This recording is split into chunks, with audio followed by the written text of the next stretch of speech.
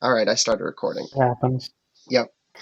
It We'll get it. happens. Week 3, I'll start recording on time. So we're reading Rerum Novarum for the recording. Oh shoot, hold on. Let me do something real quick. Um, I didn't plug the freaking. This end didn't go in right. Fell out. So we're going to be reading Rerum Novarum. Socialism at this point in history. Socialism at this point in history merely meant one thing, and that one thing was the abolition of properties, abolition of private property. So, for anybody who sees all this stuff talk about socialism and thinks redistribution of wealth and other such things, those are not necessarily things he's talking about. He does talk about those things kind of by relation, but there are, as we will come to see, several places where he says things explicitly that a lot of boomer casts and neocons would say, oh, that's socialism, or that's on the road to socialism. He says explicitly things that he thinks are important for the government to do. So let's get started. I want to read, just at the beginning here, I want to read just at the beginning, I want to read the opening paragraph right off the bat. The opening paragraph. Just insanely relevant. Absolutely insanely relevant. It's quite interesting.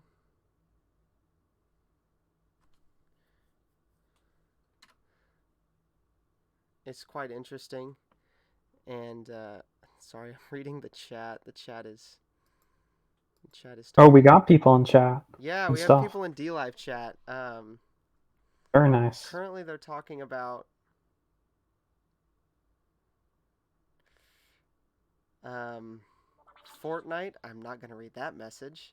Uh, Jetpack As you do. Joyride and Big Chungus. So yeah, I guess we're Mm. a serious political movement here. Just a very serious political movement. Okay, let's get started. I'm gonna read the opening paragraph of Rerum Novarum in my beautiful voice.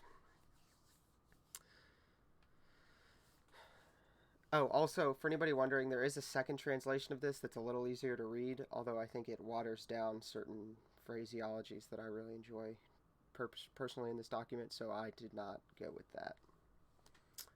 For anybody wondering if For they good found a reason, I different think. translation, um, it's significantly easier to read, much more plain English, but this one is, I mean, just beautiful.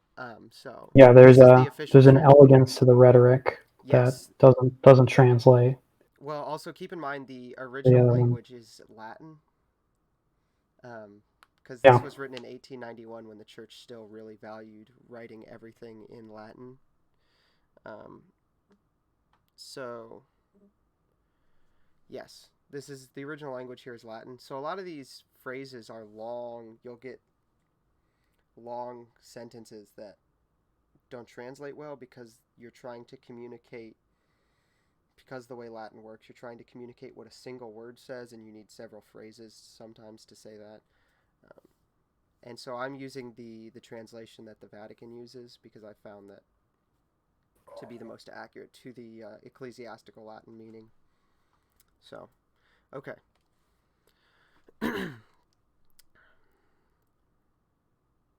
To our venerable brethren, the patriarchs, primates, archbishops, bishops, and other ordinaries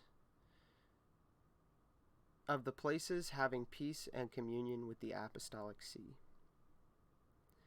That the spirit of revolutionary change, which has long been disturbing the nations of the world, should have passed beyond the sphere of politics and made its influence felt in the cognate sphere of practical economics is not surprising.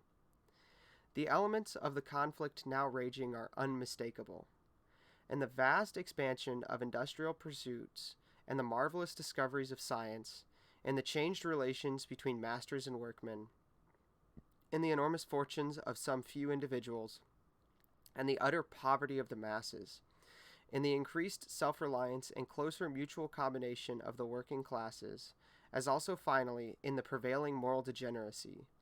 The momentous gravity of the state of things now obtaining fills every mind with painful apprehension. Wise men are discussing it, practical men are proposing schemes, and popular meetings, legislatures, and rulers of nations are all busied with it. Actually, there is no question which has taken a deeper hold on the public mind. Yeah, so that's written in 1891. Found.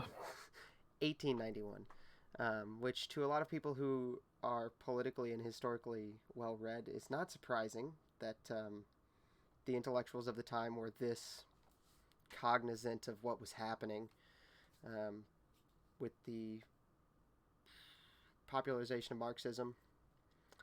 But to a lot of people who are not politically well read, that shocks them.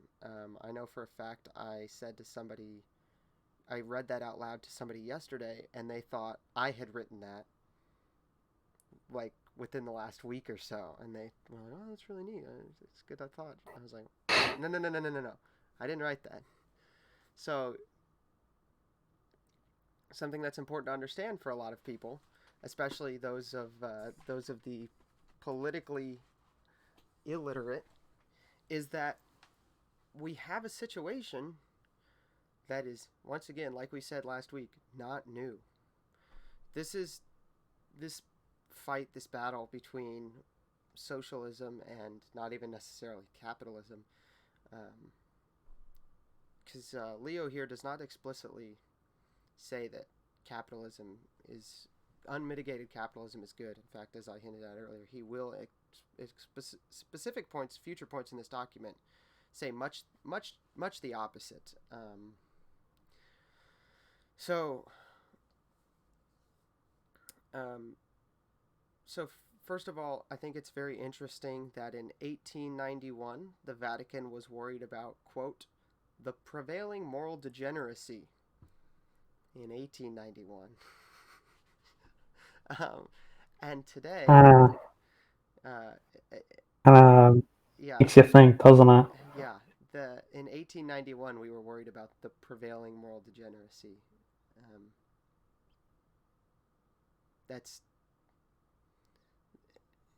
If we could go back to kind of mind-blowing, honestly. If we could go back to the moral standards of 1891, I'd be real happy with that. But it sounds like they were unhappy with that. So yeah. That's a good old. It is crazy.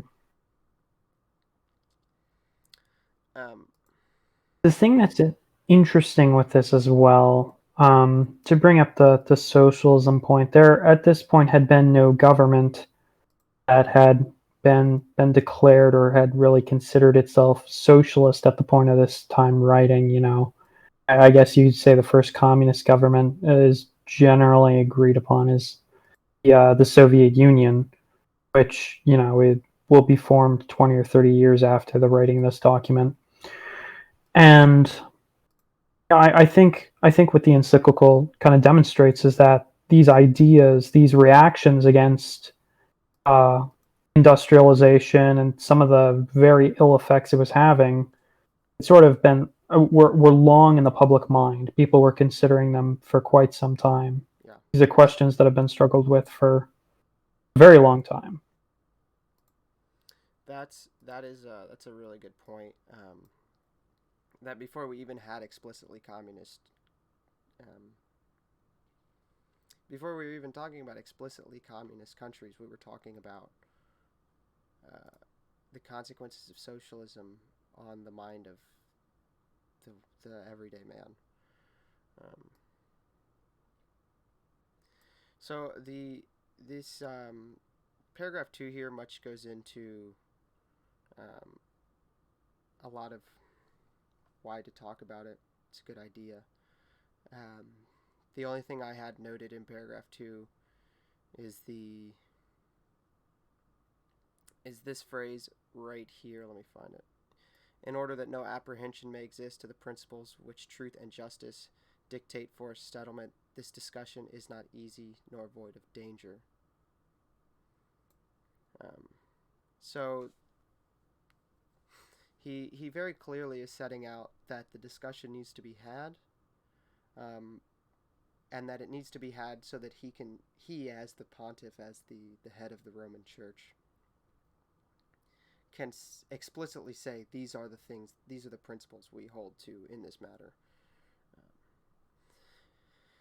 which is not extremely important, but more than nothing.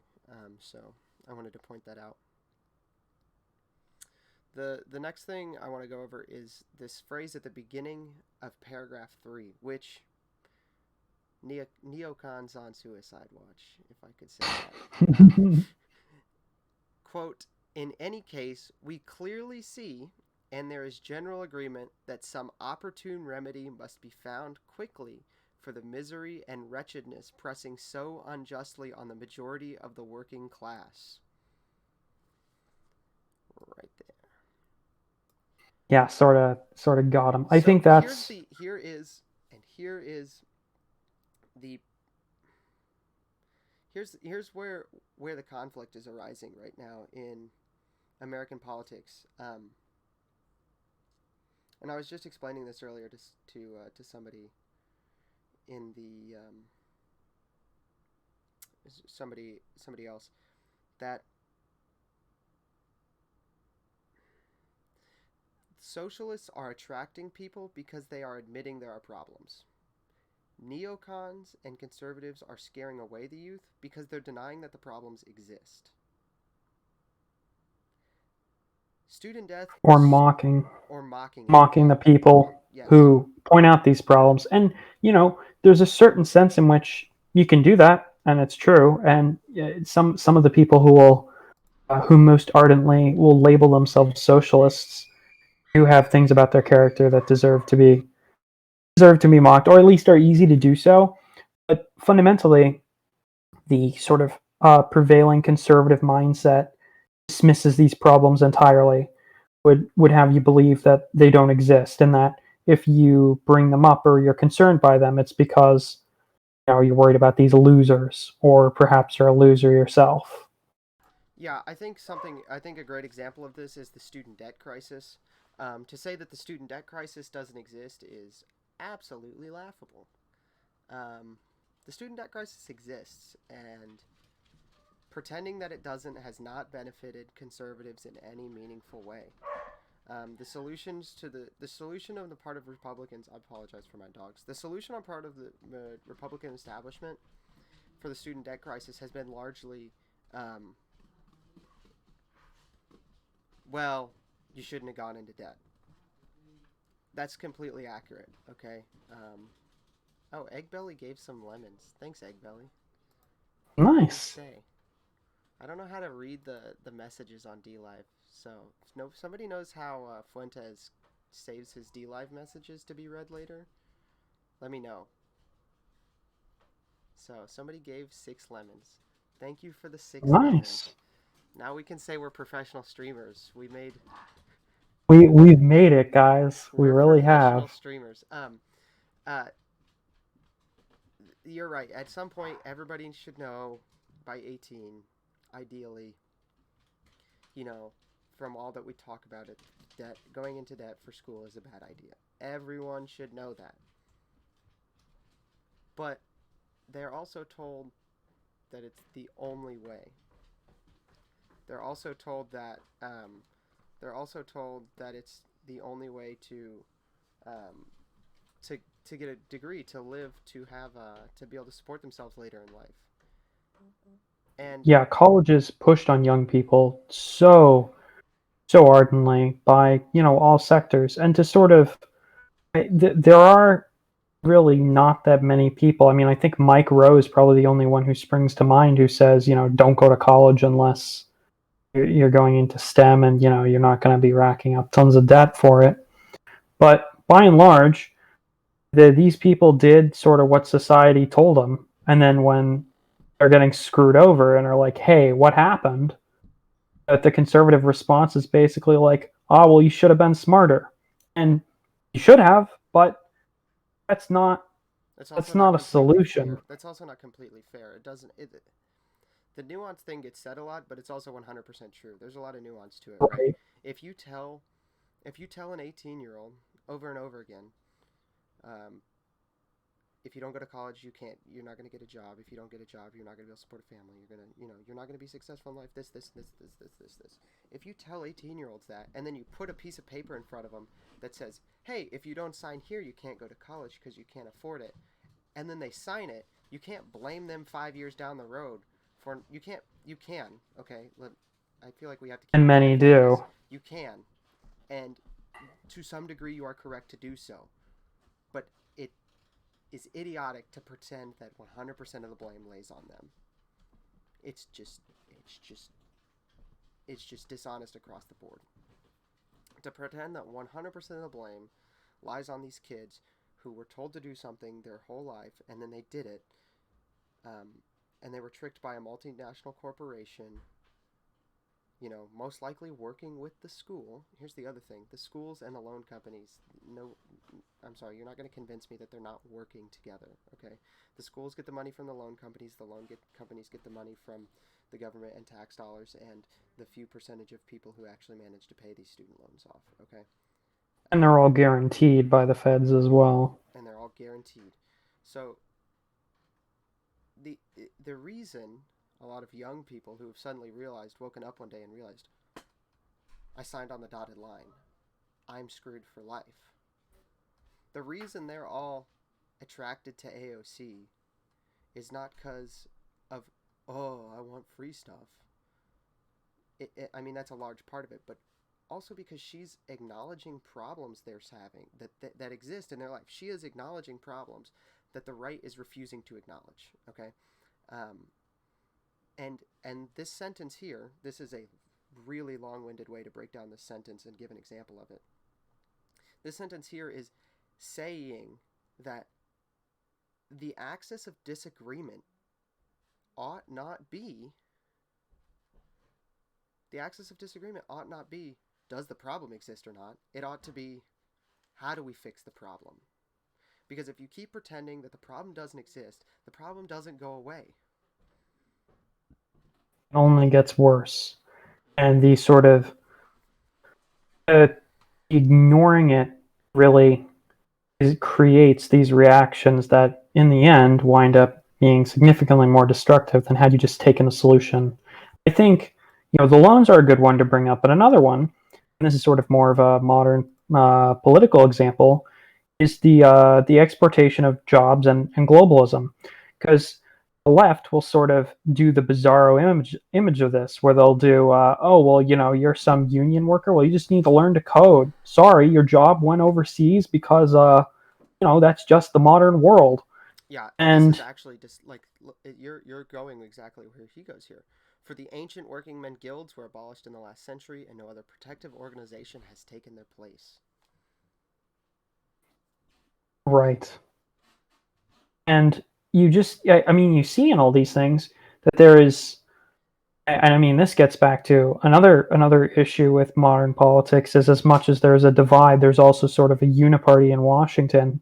You'll sort of see from both flanks, the two parties sort of merge together to mock those who are experiencing economic hardship that, in many cases, was fostered by these people. Globalism, contrary to what people say, it's not inevitable. It is a choice that benefits some people, but a choice that doesn't need to be made. And that's what Trump proved in the last 4 years, is that globalism doesn't have to happen. You don't have to ship your jobs overseas. Yeah, that's... We're choosing to.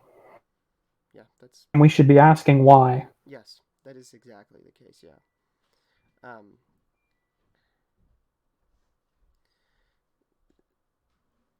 I mean, the next sentence is really interesting. I don't think we need to go into depth on it because I think everyone across the right side of the aisle will agree. Public institutions and the laws set aside the ancient religion. Like, okay, yeah, everybody agrees with that. I mean, for 1891, people would it's surprising that once again in 1891 somebody was thinking that, but It's not. It's not a. It's not up for debate today. I don't. I Yeah, can other say. than like the few fear mongers who will do the like theocracy thing. Yeah. Yeah, it's theocracy if I remember reading that headline. I think it was, I don't remember what place it was from, but they were saying something like the fact that this archbishop was happy that they were allowed to meet, that a court ruled that they're allowed to meet, is like, oh, that's theocracy. Like Uh. people are funny about this stuff. But yeah, I don't think any serious person would really say that public religion really has the place that it had for so much of Western history and the history of this country, frankly. And yeah, that's 100% the case. Then we could get back into loans if we wanted, because um, I promise I'm only going to go over this line by line for the first couple paragraphs. There's basically down to like there's the next 10 or so that are just baseline socialism bad stuff. But this first three are really interesting. Um, the mischief that has been increased by rapacious usury, which, although more than once condemned by the church, is nevertheless under a different guise, but with like injustice still practiced by covetous and grasping men. Debt is bad. Debt is bad. Okay? It's bad to go into debt. It's bad if you have debt. Like if you own debt, it's bad. Debt is bad. Loans are bad. It is bad to make money off of giving other people money. In the words of scripture, the borrower is slave to the lender. Yes. Yes, that's 100% the case. Um, Let me pull up this other window because I've got my notes on a different window. I didn't want to have anybody.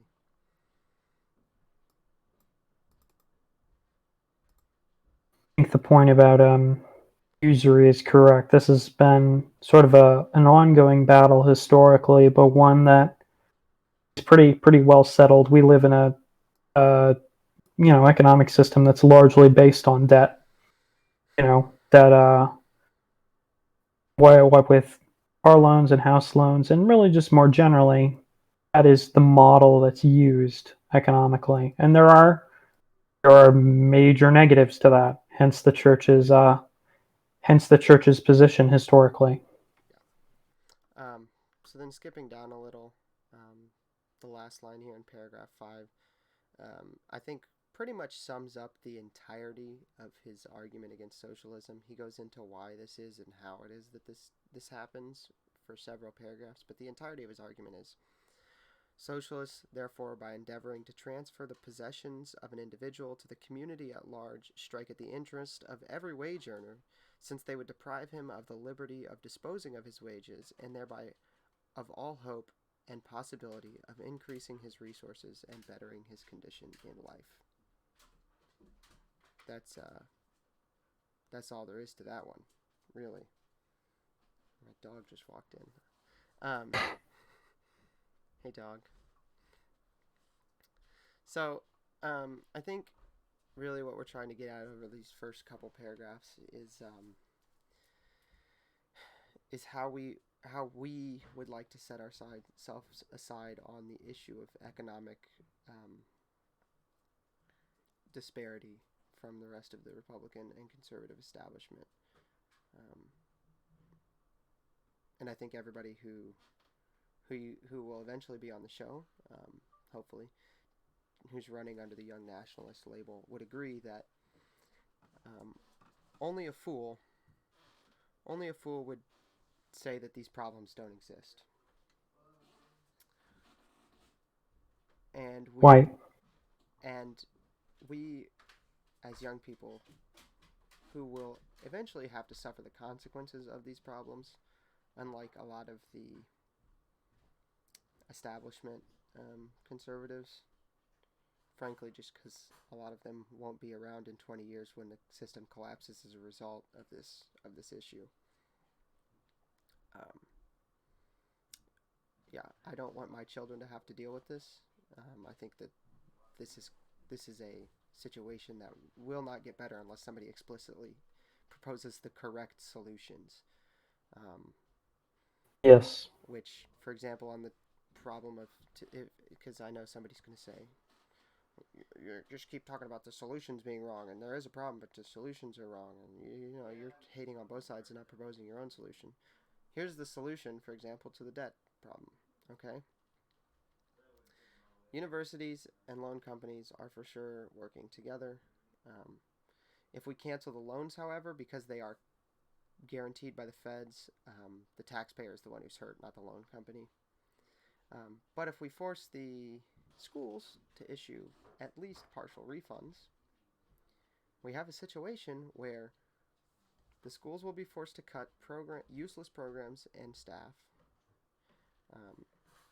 The people who did do the right thing and were able to get through school by paying it off or other such means will also get some reward. They will be rewarded for that. They'll get some money back from the school. And the people who did fall for the trap and went into debt, their debt will be largely offset by the refund. Now there's a lot of that's a surface level analysis, and I recognize that there's some issues with it. But it's a bare bones analysis of a solution to the problem which does not violate anyone's natural rights, and it does right by the people who were harmed by this system. Right.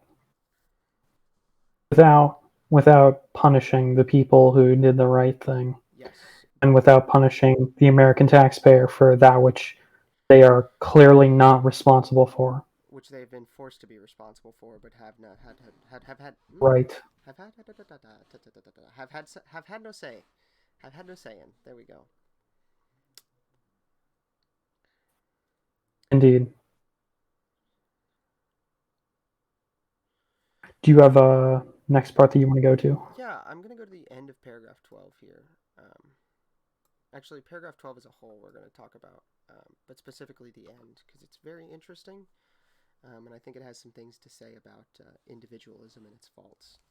Individualism and its consequences, if you know what I'm saying. Have been a disaster for the Western world, but unironically.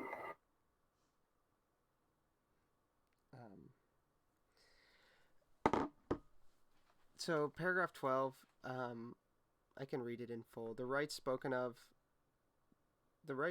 belonging to each individual man are seen in much stronger light when considered in relation to man's social and domestic obligations.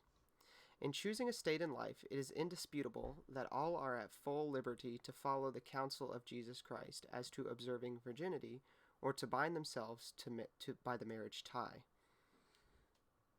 That's very interesting. Yes. If you are not, it's a little subtle thing that I love about reading church documents about politics and economics, is that it's not really up for debate if you're how these things are supposed to work. You do it, okay? Your two choices are virginity or bind yourself to the marriage tie. Okay, that's it. That's all there is. No human law can abolish the natural and original right of marriage, nor in any way limit the chief principal purpose of marriage ordained by God's authority from the beginning: increase and multiply. So, quick theology, if we want to do some quick theology or philosophy or Christianity here. You have to be, if you're in marriage, that's the only situation in which you're not a virgin. So the only situation in which you are having sex is in marriage. And the primary purpose thereof is increase and multiply, not fun. Okay. I think it's worthy of note as well that no human law can abolish the natural and original right of marriage. I think a lot of people in our current system like to fancy that they can. And, even some of the supreme bodies in this country have attempted to do so. abolishing the right of marriage doesn't just mean divorce. It means perverting it into something it's not, as being between one man and one man, or one woman and one woman, or, you know, I don't know, what are the furries into now? I don't want to, no. Whatever. Oh No. my gosh, don't. No, we're not going to do that. Oh, No, we're not going to do, clown world, man. no. And this is the sentence which caught my attention, which made me go back and read this paragraph in depth. Hence, we have the family as the society of a man's house.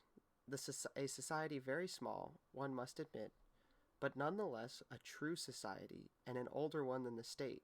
Consequently, it has rights and duties peculiar to itself, which are quite independent of the state. Now, that's the banger right there. This is the Very individual. This profound. is where I'm talking about the individualism. For anybody who's not following, because I know I have longer thought processes than is typical. Individualism, right there. The documents over here. I do this. I should not do this. I should point at the point right there. No, right there. No, right there. There it is. The documents over here. Individualism, right here, guys. Right here. Okay? The rights of a person exist in the family. They come from the family. They don't come from you being born. They don't come from you being human. They come from you being a part of a family. The family is the base unit of a society. And if you don't believe me, the next paragraph starts. The right to property, therefore, which has been proved to belong naturally to individual persons, must likewise belong to a man in his capacity as head of the family. Nay, that right is all the stronger in proportion to the human person, and receives a wider extension in the family group.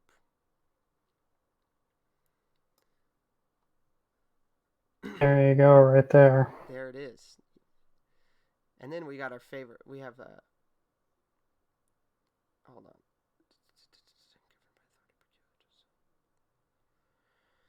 Provided, therefore. And then we have down here, the family has at least equal rights with the state in the choice and pursuit of things needful to its preservation and just liberty. Here you go, libertarians. I'm going to throw you a bone. If the state is harming your family in a meaningful way, your right to govern your family is at least equal to the right of the state to govern society. There's your bone, libertarians. I got you. That's what you get. I'm throwing you a bone there.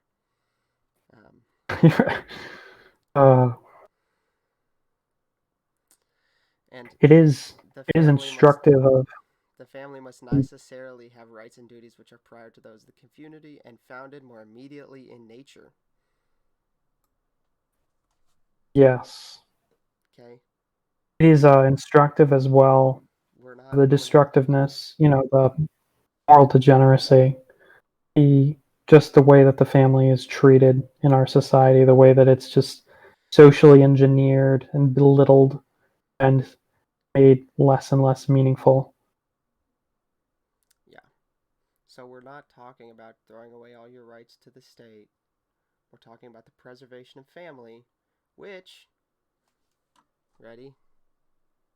If a family finds itself in exceeding distress, utterly deprived of the counsel of friends, and without any process of extricating itself, it is right that extreme necessity must be met by public aid, since each family is a part of the commonwealth. This document is not talking about socialism as in giving out money to poor people, okay? This document explicitly is saying, in extreme circumstances, that is necessary because you have a right to property. So let's all be honest about what we're discussing here. Okay, let's move on.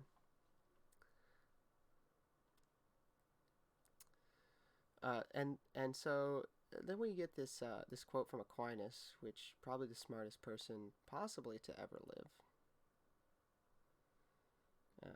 which I find extremely interesting. The child belongs to the father, and is, as it were, the child belongs to the father, is a quote from Aquinas, and is, as it were, the continuation of the father's personality, and speaking strictly which the child shakes its place in civil society, not of its own right, but in its quality as member of the family from which it is born. See, because if the individual is the base unit of society, rights cannot pass. You can't have rights come into existence and then disappear when someone dies, and that's the case if the individual is the base unit of society. However, if the family is the base unit of society, they can be passed down from family to family, from person to person, by membership in said family.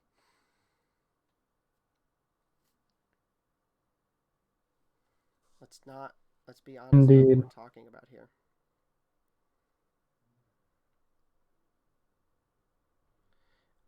And then 16 here, ready? We approach the subject with confidence and in the exercise of rights which manifestly appertain to us, for no practical solution of this question will be found apart from intervention of religion and of the church. It is we who are the chief guardian of religion and the chief dispenser of what pertains to the church, and by keeping silence we would seem to neglect the duty incumbent upon us. Okay. All you evangelicals or non-denominational Protestants, Spaders are Protestants. We're not hating on Catholics just because we're reading, or hating on Protestants because we're Catholics. Spaders are Protestants. So I'm going to reach out to you low church prots, and then I'll have Spader will probably agree with me. If not, he can tell me I'm stupid. The church has a I'm position. listening. The church, right here, right there. The church has a role. The church has a role, a duty to protect the poor and speak out on its behalf. The church has a duty to guide the church, to guide the state. It says so. To guide the people. To guide the people. To seek their well-being, their protection. Yes, I agree with that. I just don't think the state should do so. To wit, the rulers of the states, of employers and laborers, the wealthy, aye, the working class themselves, for whom we are pleading. The state should, to the state. You have to go to the state and tell the state what to do. Okay? There's nothing bad about the church telling the state what is right and wrong. The church is the arbitration of morality. If we want laws based in morality, we need a state based in morality. A state is not based in morality on its own because a state is not a religious or a spiritual institution. The church is a religious or spiritual institution which must guide our states, not states like Texas and Louisiana, but states like as in like guide the government. The church must guide the government to do right by the people.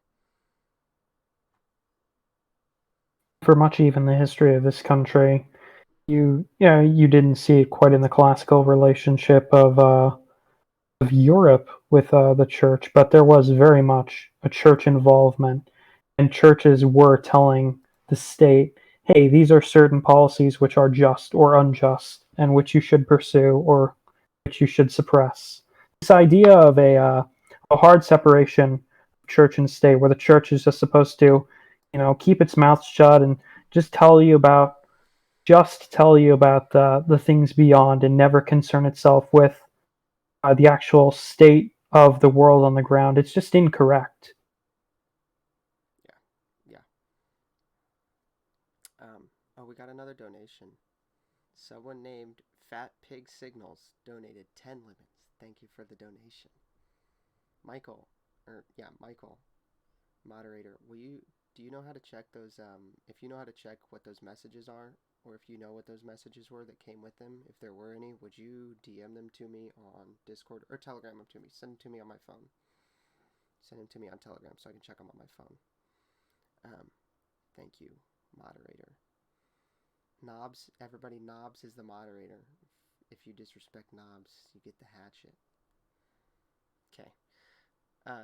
There naturally exists among mankind manifold differences in the most important kind. People differ in capacity, skill, health, strength, and unequal fortune. It is a necessary result of unequal condition. Such inequality is far from being disadvantageous to individuals or the community. There you go. There's a Jordan Peterson quote for you right there. There is no such thing as equality of opportunity, so there will be no such thing as equality of outcome.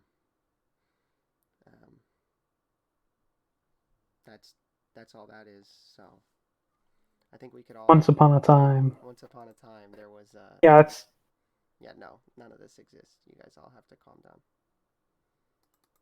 We understood. I think that's the thing that's interesting about reading these older documents.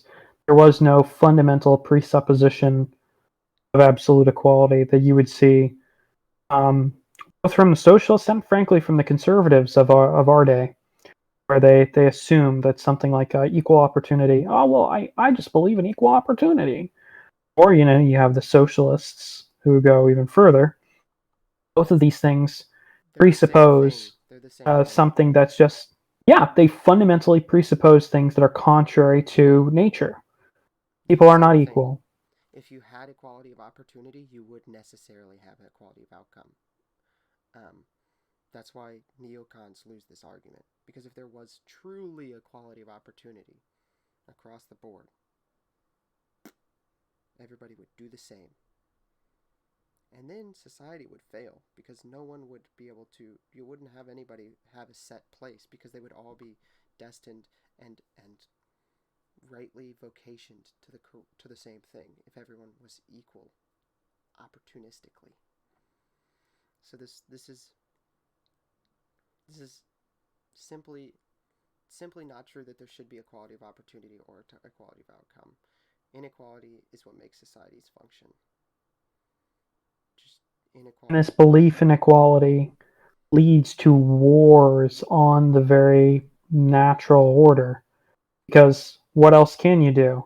Natural order must be what's keeping us back, is the obvious conclusion that you come to if you believe people are fundamentally equal and yet see the inequality of the modern world.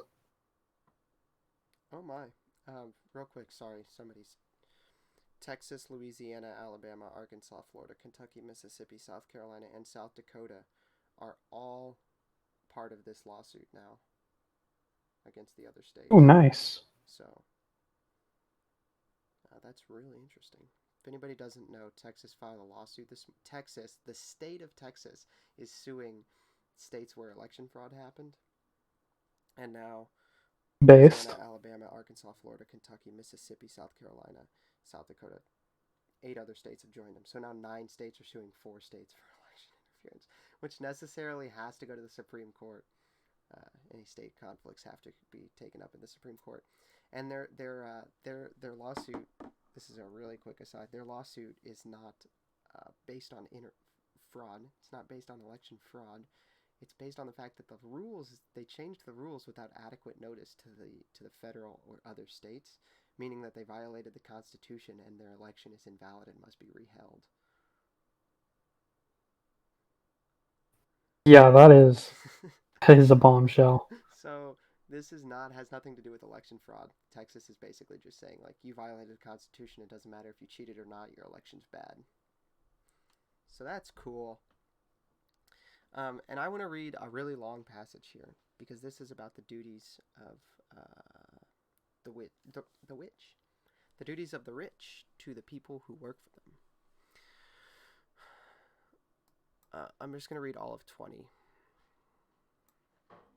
Of these duties, the following bind the proletarian and the worker, fully and faithfully to perform the work which has been freely, equitably agreed upon, never to injure the property nor outrage the person of an employer, never to resort to violence in defending their own cause, nor to engage in riot or disorder, and to have nothing to do with men of evil principles who work upon with artful promises of great recite and excite foolish hopes, which usually ends in regrets or grievous loss. So that's the duties of the worker. Did you have anything on that specifically? No. Pray continue. The following duties bind the wealthy and the owner and the employer, not to look upon their work people as bondsmen, but to respect in every man his dignity as a person ennobled by Christian character. They are reminded that according to natural reason and Christian philosophy, working for gain is creditable, not shameful to man, since it enables him to earn an honorable livelihood, but to misuse men as though they were things in the pursuit of gain, or to value them solely for their physical powers, that is truly shameful and inhuman.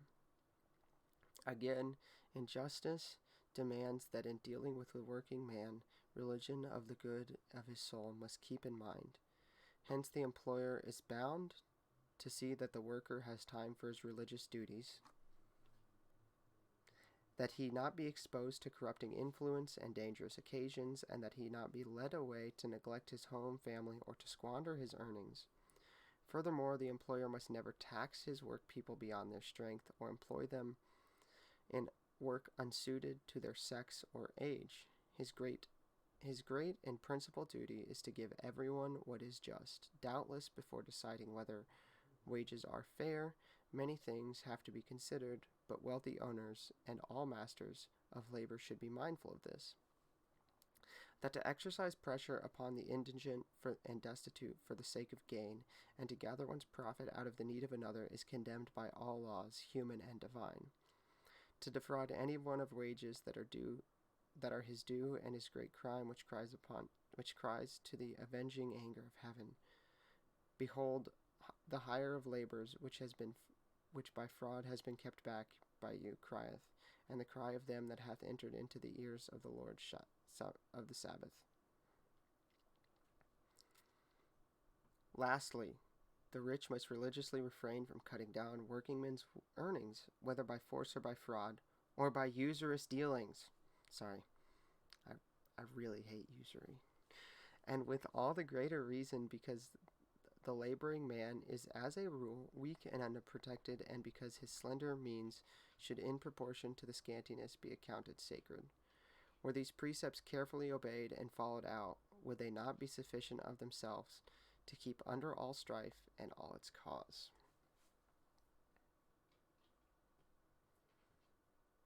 Yeah. I know that's long and a lot to take in, but I really want everyone to understand what we're talking about here is not necessarily socialism. What we're talking about here is justice and what each man is due. Your employer is due your honest work. Is due your honest work. You have to. You should not. Riot, destroy his property. On and on. Your employer is due justice. You are due justice. You are only due justice in so much as your employer gives it to you, and your employer is due justice in as much as you give it to him. And these things that are important are the three things that I highlighted here are: hence, the employer is bound to see that the worker has time for his religious duties. Furthermore, the employer must never tax his work people beyond their strength, or employ them in work unsuited to their sex or age. Lastly, the rich must religiously refrain from cutting down working men's earnings, whether by force, fraud, or usurious dealings. And let's talk about the greatest fraud ever perpetuated to cut wages down. It happened in the 1960s. Art Seller. And it's 1965 Immigration Act. Yes. There is a reason that every major corporation supported the 1965 Immigration Act.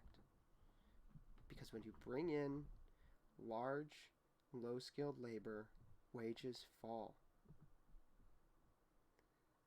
The 1965 Immigration Act had nothing to do with reaching out to these countries in need.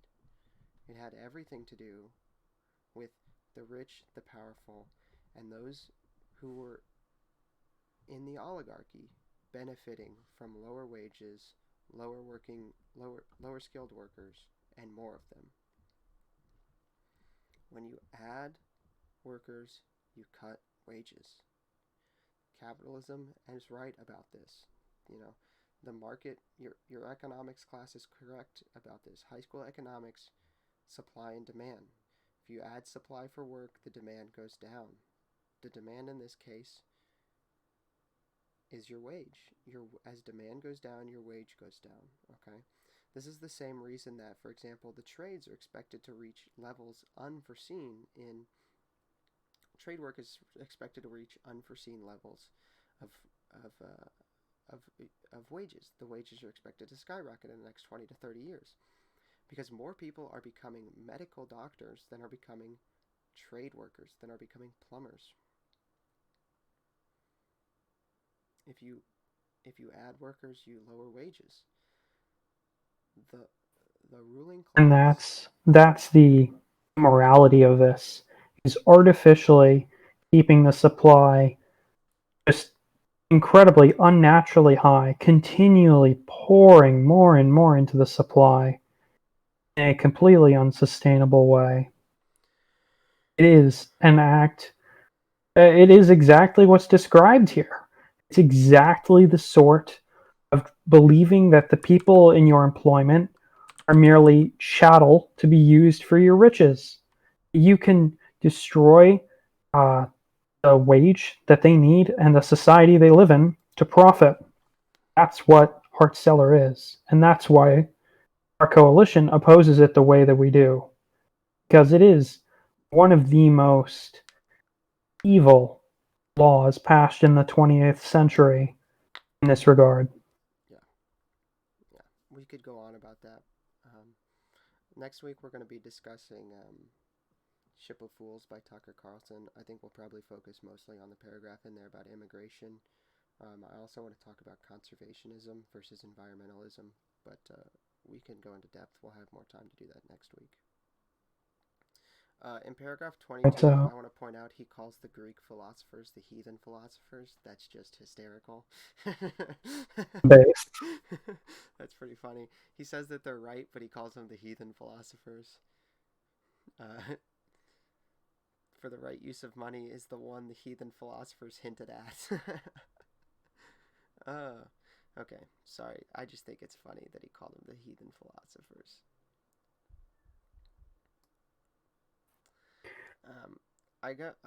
I want to. So we're gonna go till 8, if that's okay with you, Drew. Yeah, we can go Go at till least 8. till then. Yeah, I think we'll go till 8. Um, this next phrase I found interesting was how must one's possessions be used? The church replies without hesitation. In the words of the same holy doctor, Thomas Aquinas, man should not consider material possessions as his own, but as common to all, so that as to share them without hesitation with others that are in need. Whence the apostle saith, commandeth the rich of this world to offer no stint, to apportion largely.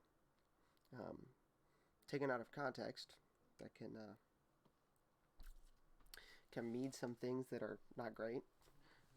But in context, I don't want to read through this giant paragraph because it's one of those phrases in Latin that doesn't make a lot of sense in English unless you read it 4 or 5 times through.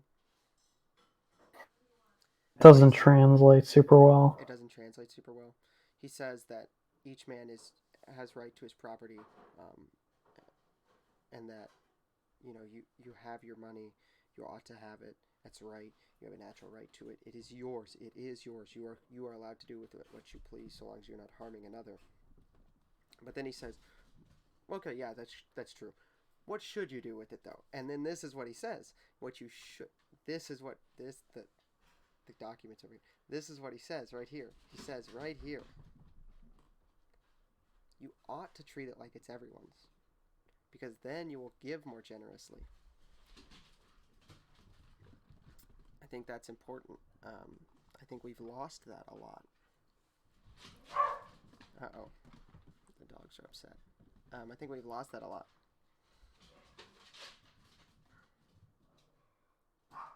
So, I think we're going to go down quite a bit here to paragraph 32.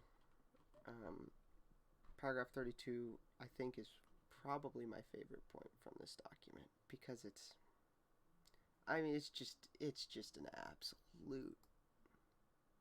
It's a banger, It's a banger, man. As I am wont to say, it's a banger. I almost want to play a background track while I read this.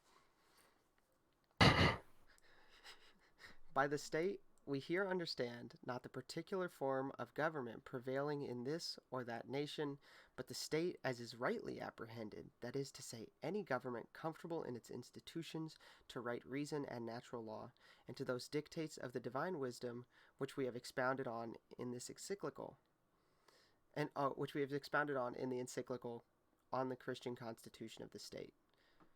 The foremost duty, therefore, of rulers of the state should be to make sure that the laws and institutions, the general character and administration of the commonwealth shall be such as themselves to realize the public well-being and private prosperity. The phrase in I'm going to continue, but the phrase that most relates to an American in the American lexicon is to promote the general welfare, provide that we do ordain and establish this Constitution in the preamble, promote the general welfare. The Leo here is saying that the primary purpose of the state, realize public well-being and private prosperity. This is the proper scope of wise statesmanship, and is the work of the rulers. Now a state chiefly prospers and thrives through moral law, well regulated in family life, respect for religion and justice, the moderation and fair imposing of public taxes. It doesn't say no taxes, it says fair taxes. This is why this paragraph is insane. I mean, just like absolutely insane, because it lays out everything that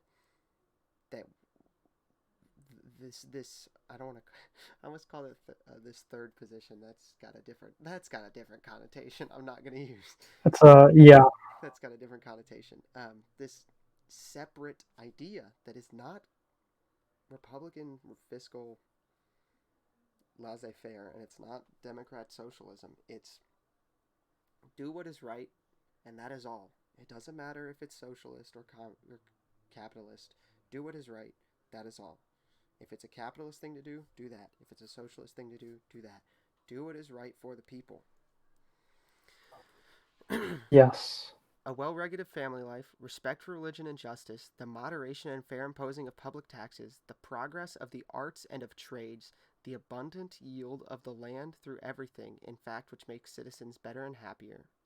Hereby, then, it lies in the power of a ruler to benefit every class in the state, and amongst the rest, to promote the utmost interests of the poor, and in this virtue his office, and without being open to supposition of undue interference, since it is the province of the commonwealth to serve the common good. And the more that this is done for the benefit of the working class by the general laws of the country, the less need there will be to seek special means to relieve them. So I'm 100% gonna try to memorize this paragraph. I missed this the first time I read this document a couple years ago somehow. But when I reread it this morning, that's insane. So, the second half of this paragraph specifically, starting with the foremost duty, therefore.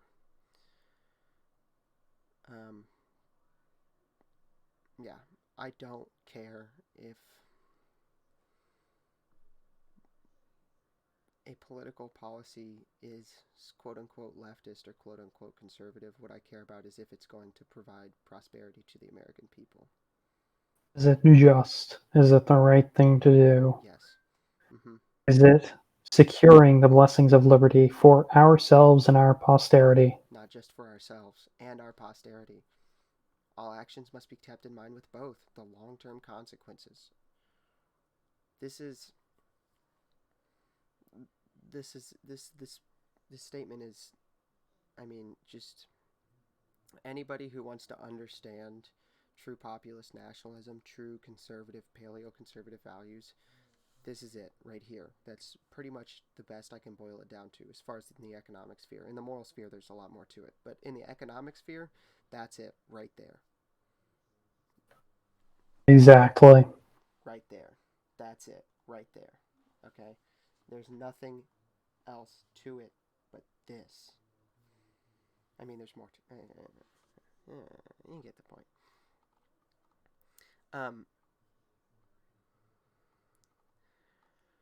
Yeah, I don't think I could expound on that anymore, except to point out that he does mention the arts, which is really interesting. The arts themselves, I find that I find it fascinating that he thought to mention the arts specifically as one of the things a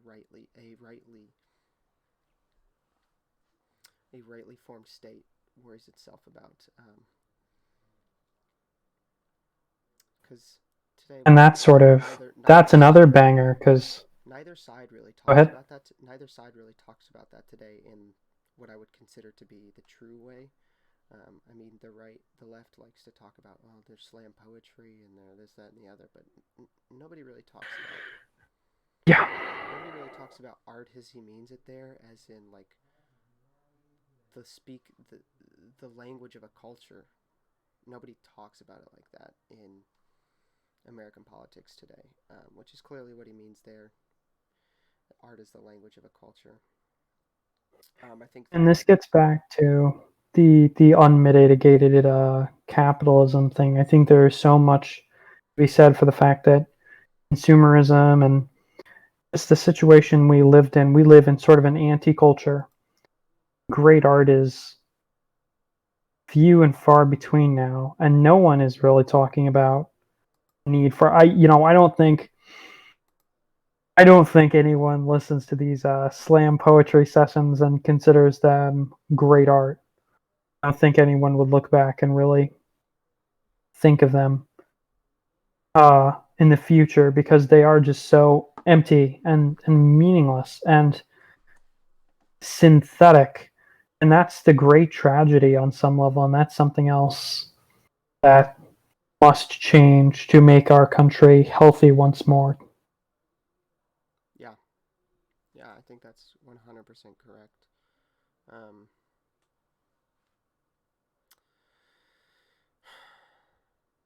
Yeah, I can't expand on that anymore. It made me excited to read it, and now I'm sitting here thinking about all the work we have to do to get to it, and it's really sad that we're that removed from justice, and where the Indeed. best the world has to offer.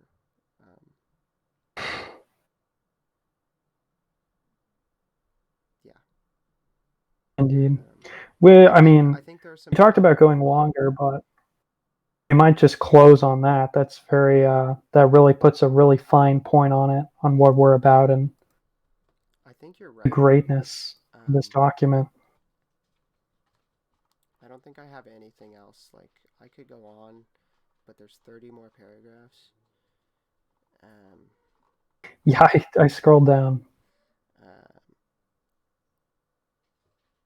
I think we should leave off here. I think that's good. this really lays out, I think, in good detail what we're about, what this document is about. I think I want to read the emotional appeal at the end of paragraph 63, and then we'll close on that. I won't even add like a. I'll say it now. If you're watching on YouTube later, please like this video, share it, and subscribe. I don't think I do appreciate it. Yeah, I don't think it's a big deal to say this. Part of our plan to grow our movement is to get a lot of following online and then take all those people who have followed us online and send them to whoever is running closest to them. So if you follow us online, if you found us online somehow and you live in Arizona, I think we may have somebody in Arizona I'm talking to that guy.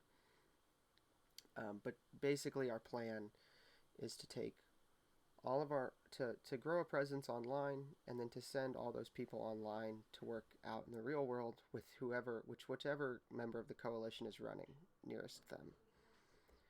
So without you guys sharing this video, our plan, we'll have to come up with a different one, which I don't have right now. So share the video or you're gay. All right.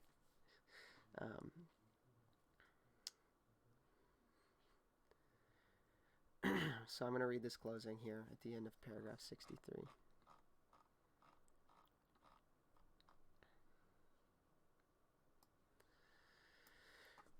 For the happy results we all long for must be chiefly brought about by the plenteous outpouring of charity of that true Christian charity, which is the fulfilling of the whole gospel law, which always ready to sacrifice for itself and for others' sake, and is man's surest antidote against worldly pride and immoderate love of self. The charity whose office is described and whose godlike features are outlined by the Apostle St. Paul in these words: Charity is patient, is kind, seeketh not her own, suffereth all things, endureth all things. On each of you, venerable brethren, and on your clergy and people, as an earnest of God's mercy and a mark of our affection, we lovingly in the Lord bestow the apostolic benediction. Thank you for watching. Pray for the movement. Share the video. Have a nice night.